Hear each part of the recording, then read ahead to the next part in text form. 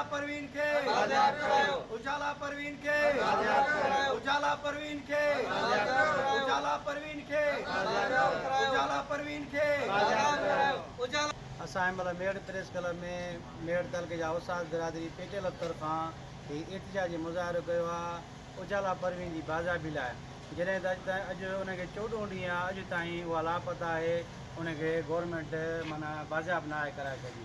असां Sindh government, IG Sindh, DIG Hyderabad, SSP Hyderabad ऐं ॿियनि खां मुतालबो हुकूमत जे मुतालबो था कयूं त उजाला परवीन खे जल्द खां जल्द बाज़ाब करायो वञे। ॿी सूरत में असां पेटेल फुतल के मेहर पारां हीअ एहतिजाज बुख हड़ताल रोज़ाने बुनियाद ते हूंदी। जेसि ताईं उजाला परवीन बाज़ाब नथी थिए हीअ असांजो एहतिजाजी मुज़ाहिरो, हीअ बुख हड़ताल असांजी रोज़ाने बुनियाद ते। साईं अॼु असांजी नंढड़ी उजाला खे 14 ॾींहं गुम थिए, जंहिंजी बाज़ाबी जे लाइ रोज़ु असांजो धरणो, रोज़ु किथे न किथे असांजो एहतिजाज आहे। पुलिस पंहिंजो कमु करे थी पई, ईअं न आहे त नथी करे, हुनजो पूरो तावन आहे। हुनजे बावजूद बि हींअर ताईं का ख़बर न पइजी सघी आहे।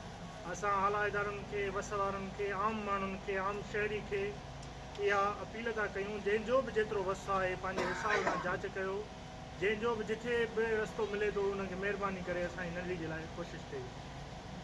उजाला परवीन खे अॼु 14 ॾींहं गुज़री वियो आहे, पर हुकूमत तरफ़ां का बि अञा ताईं ख़बर न पइजी सघी आहे। त पुलिस त कमु करे थी, पर पुलिस जो माना का बि ख़बर नथी पइजी सघे, त अञा ताईं रिज़ल्ट ज़ीरो आहे।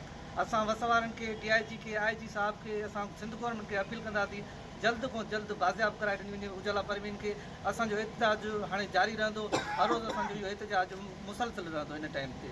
महिरबानी। उजाला परवीन के उजाला परवीन के उजाला परवीन के उजाला परवीन के उजाला परवीन के उजाला परवीन के